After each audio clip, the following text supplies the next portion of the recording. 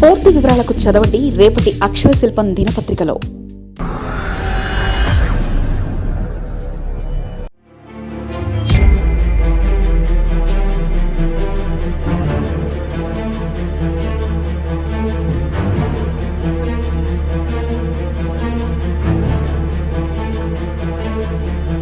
అంతా మమతా బెనర్జీ స్వయంకృతం. 34 ఏళ్ల వామపక్ష పాలనకు చరమగీతం. 15 ఏళ్ల తర్వాత రాజకీయ పరాజయం. దీదీ జీవితంలోనే అత్యంత ఘోర పరాజయం.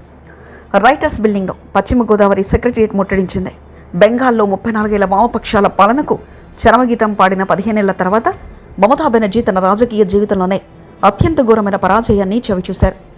గడిచిన ఎన్నికల్లో బెంగాల్లో బీజేపీ ఓట్ల శాతం 45.84% పెరిగింది. మరోవైపు తృణమూల్ ఓట్ల శాతం 48% నుంచి 40.8%కి పడిపోయింది. ఇది 7% భారీ తగ్గుదల.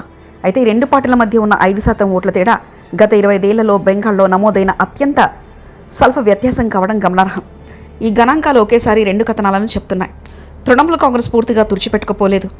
40.8 ఓట్ల శాతం అనేది ఇప్పటికీ గణనీయమైన రాజకీయ పునాదిని సూచిస్తుంది. కానీ బీజేపీ తన స్వల్ప ఓట్ల ఆధిక్యాన్ని సీట్ల పరంగా 2.5 రెట్లు ఎక్కువగా మార్చుకోగలిగింది. ఇది మమతా బెనర్జీ 15 ఏళ్ల పాలనకు ముగింపు పలకడమే కాకుండా ఆమె సొంత నియోజకవర్గం భవానీపూర్, ఒకప్పుడు ఆమె రాజకీయ ఎదుగుదలకు కారణమైన సింగూర్ భూపోరాట ప్రాంతాన్ని కూడా కోల్పోయేలా చేసింది. ప్రస్తుత ప్రశ్న తృణమూల్ మళ్లీ బెంగాల్ను పాలించగలదా అనేదే కాదు. ఇంతటి భారీ ఓటమి తర్వాత మమతా బెనర్జీ తన పార్టీని కాపాడుకోగలరా అనేది అసలు ప్రశ్న.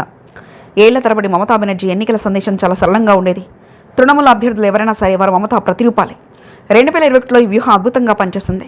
బలపడుతున్న బీజేపీని ఎదుర్కోవడానికి ఆమె ఆ ఎన్నికలకు బెంగాల్ దీదికి ఢిల్లీ బీజేపీకి మధ్య జరుగుతున్న పోరాటంగా మార్చారు. అప్పట్లో ప్రతి ఇద్దరు ఓటర్లో ఒకరు ఆమెకు మద్దతు ఇచ్చారు. కానీ 2026 ఆమె అదే సందేశాన్ని మళ్ళీ ఇచ్చారు. అయితే ఈసారి ఓటర్లు కేవలం మమతను మాత్రమే కాకుండా తాము నిత్యం చూస్తున్న పార్టీ యంత్రాంగాన్ని కూడా బేరీజ్ వేశారు. అధ్వానమైన రోడ్లు, మూతపడిన సరిగ్గా పనిచేయని పాఠశాలలు, కట్మనీ ఆరోపణలు, క్షేత్రస్థాయిలో తృణమూల్ ముఖచిత్రంగా మారిన పార్టీ గుండాల పట్ల ప్రజల్లో ఉన్న అసహనం ఈ ఎన్నికల్లో బయటపడింది. ముఖ్యంగా పాఠశాల నియామకాల కుంభకోణం ఈ వ్యవస్థీకృత అవినీతికి ఒక చిహ్నంగా మారింది. అధికారంలో ఉన్నవారే ఉపాధి అవకాశాలను తస్కరిస్తున్నారనే నమ్మకం ప్రజల్లో బలంగా నాటుకుపోయింది. స్థానిక స్థాయిలో తోలాబాజీ, వసూళ్లు, కట్మనీ ఆరోపణలు తృణమూల్ కేడర్ సామాన్యుల దైనందిన జీవితంలో అడ్డంకిగా మారిందనే అభిప్రాయాన్ని బలపరిచాయి. పేదలు ఆర్థికంగా ఇబ్బంది పడ్డారు. మధ్యతరగతి ప్రజలు వనరుల క్షీణతను గమనించారు. యువతకు భవిష్యత్తుపై నమ్మకం పోయింది. సంక్షేమ పథకాలు, ముఖ్యంగా లక్ష్మీ భండార మమతల్లో మహిళల్లో బలమైన మద్దతును అందించాయి. ఎన్నికలకు ముందు ఆమె యువసాది అనే పథకాన్ని ప్రవేశపెట్టారు. ఉద్యోగం కోసం వెతుకుతున్న 21 నుంచి 40 ఏళ్ల మధ్య వయసు గల 10వ తరగతి ఉత్తీర్ణుల కోసం నెలవారీ భృతి, అలాగే లక్ష్మీ భండార్ నిధులను కూడా పెంచారు. బెంగాల్ ఓటర్లలో 10% కంటే ఎక్కువ మంది, సుమారు 81 లక్షల మందికి పైగా యువతి సాతి పథకం కోసం క్యూ కట్టారు. కానీ ఈ ఆర్థిక భృతి, భత్యాలు నిరుద్యోగ సమస్యకు సమాధానం కాలేకపోయాయి. ఉపాధి వేటలో ఇప్పటికే బెంగాల్ యువత కర్ణాటక, మహారాష్ట్ర, గుజరాత్ వంటి రాష్ట్రాలకు వలస వెళ్తూనే ఉన్నాయి. వారి దృష్టిలో కేవలం స్టైఫండ్ ఇవ్వడం అనేది ఉద్యోగ అవకాశాలను పెట్టుబడులకు లేదా పరిపాలనా దక్షకు ప్రత్యామ్నాయం కాదు.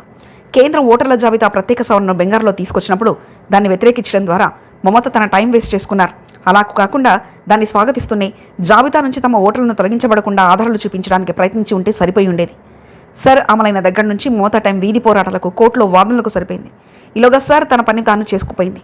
అలాగే సామాజిక సమీకరణాలు కూడా ఈసారి దెబ్బతిన్నాయి. ముస్లిం ఓట్లు చీలిపోగా మెజార్టీ హిందూ ఓట్లలో ఎక్కువ భాగం బీజేపీ వైపు కేంద్రీకృతమయ్యాయి. 8 జిల్లాల్లో బీజేపీ తృణమూల్ను పూర్తిగా తుడిచిపెట్టేసింది. కుచ్ బెహార్లో కేవలం 1 సీటు మాత్రమే గెలుచుకుంది. ఎన్నికల 2 దశల్లో బీజేపీ ఆధిపత్యం ప్రదర్శించింది. తృణమూల్ కాంగ్రెస్ ముందున్న తక్షణ అతిపెద్ద సవాల్ పార్టీ వ్యవస్థలో వచ్చే స్తబ్దత, గందరగోళం. గతంలో వామపక్షాలు అధికారాన్ని కోల్పోయినప్పుడు ఆ పార్టీ కేడర్లోని చాలా మంది తృణమూల్లోకి వలసొచ్చారు. ఇప్పుడు అదే స్థానిక నాయకులకు, కార్యకర్తలకు బీజేపీ వైపు నెట్టే అవకాశం ఉంది. 40.8 ఓట్ల శాతం ఉన్న పార్టీ ఎన్నికల పరంగా మళ్లీ పుంజుకోగలదు. కానీ అధికారంలో అండతో మాత్రమే నడిచే స్థానిక వ్యవస్థ కలిగిన పార్టీ అధికారం పోగానే చాలా త్వరగా బలహీనపడిపోతుంది. కాబట్టి మమతా బెనర్జీ ముందున్న మొదటి పని పార్టీని వ్యవస్థాగతంగా చక్కదిద్దడం. తృణమూల్లో కొనసాగితే భవిష్యత్తు ఉంటుందని ఆమె కార్యకర్తలకు నమ్మకం కలిగించాలి. కానీ ఇది అంత సులభం కాదు. బెంగాల్ గతంలోనూ ఇలాంటి పరిస్థితులను చూసింది. 2011 తర్వాత వామపక్షాల పతనం కేవలం సిద్ధాంత వలనో, ఎన్నికల వలనో జరగలేదు. పార్టీ చేతిలో అధికారం పోగానే కార్యకర్తల్లో విశ్వాసం సన్నగిలడం వల్ల, అప్పట్లో ఆ పరిణామాల వల్ల లాభపడ్డ తృణమూల్ ఇప్పుడు తన పార్టీ విషయంలో అలాంటి పరిస్థితి రాకుండా అడ్డుకోవాల్సి ఉంది. మమతా బెనర్జీ ఇప్పటికీ జనాన్ని ఆకర్షించగలరు, బీజేపీపై విరుచుకుపడగలరు, వీధి పోరాటాలు చేయగలరు. అయితే ఆ పార్టీని ఏకతాటిపై ఉంచే అధికార ప్రయోజనాలు బలహీనపడిన వేళ ఆమె ఆ పార్టీ యంత్రాంగాన్ని చెక్కుచెదరకుండా కాపాడుకోగలరా అనేది అసలైన ప్రశ్న.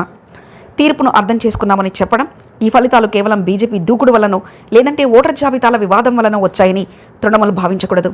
ఓటర్లు తమకెందుకు దూరం అయ్యారో లోతైన కారణాలను పార్టీ విశ్లేషించుకోవాలి.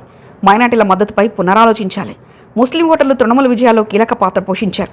అయితే కేవలం అస్తిత్వ రాజకీయాలు విద్య, అభివృద్ధి, ఉద్యోగాలు, మౌలిక సదుపాయాలకు ప్రత్యామ్నాయం కాలేవు. మహిళా సంక్షేమ పథకాలకు మించి ఆలోచించగలగాలి. లక్ష్మీ భండారా అనేక కుటుంబాలకు ఆసరగా నిలిచి ఉండవచ్చు.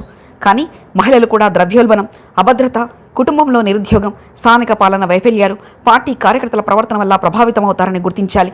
మమతకు ఆమె పార్టీ యంత్రాంగానికి మధ్య ఉన్న వ్యత్యాసాన్ని తగ్గించాలి. మమతా బెనర్జీ వ్యక్తిగత ప్రతిష్టకు, క్షేత్రస్థాయిలో తృణమూల్ నెట్వర్క్ ప్రవర్తనకు మధ్య ఉన్న భారీ వ్యత్యాసాన్ని ఇకపై కొనసాగించలేరు. అధికారంలో ఉన్నప్పుడు ఈ వ్యత్యాసాన్ని మేనేజ్ చేయగలిగారు. కానీ ప్రతిపక్షంలో ఉన్నప్పుడు అది పార్టీ ఉనికికి ప్రమాదకరంగా మారవచ్చు. చరిత్రను గమనిస్తే చాలామంది ముఖ్యమంత్రులు అధికారంలో ఉన్నప్పుడు ఉండే సౌకర్యం కంటే మమతా బెనర్జీ ప్రతిపక్షంలో ఉన్నప్పుడే ఎక్కువ స్వేచ్ఛగా చురుగ్గా ఉంటారని అర్థమవుతుంది. ఆమె రాజకీయ ప్రస్థానమంతా పోరాటాల మీదనే నిర్మితమైంది. వామపక్షాలకు వ్యతిరేకంగా విధుల్లో పోరాడుతూ సింగూర్, నందిగ్రామ ఉద్యమాల మీద నిరంతరం ఆందోళనలు చేసే రాజకీయ శైలిలో ఆమె ఎదిగారు. 3 పర్యాయాలు అధికారంలో ఉన్న తర్వాత బెంగాల్ రాజకీయాల్లో తనను ఒక తిరుగులేని శక్తిగా నిలబెట్టిన పాత్రలో ఆమె మళ్లీ ప్రవేశించవచ్చు. అదే ప్రతిపక్ష నాయకురాలు. ఇది ఆమె తిరిగి పుంజుకోవడానికి ఒక మార్గాన్ని ఇస్తుంది. అయితే కేవలం ఆందోళనకి పరిమితమైతే ఫలితం ఉండదు. నిరసనలు కార్యకర్తల్లో స్థైర్యాన్ని నింపుతాయి. బీజేపీ ప్రభుత్వంపై ఒత్తిడి తెస్తాయి. కార్యకర్తలు చురుగ్గా ఉండడానికి కారణమవుతాయి. కానీ అహంకారం, అవినీతి క్షేత్రస్థాయికి దూరం కావడం వల్ల దెబ్బతిన్న పార్టీ వ్యవస్థను, ప్రజల్లో కోల్పోయిన నమ్మకాన్ని కేవలం పోరాటాల ద్వారానే తిరిగి సంపాదించలేరు. మరిన్ని కథనాల కోసం సబ్స్క్రైబ్ చేసుకోండి మీ అక్షర శిల్పం.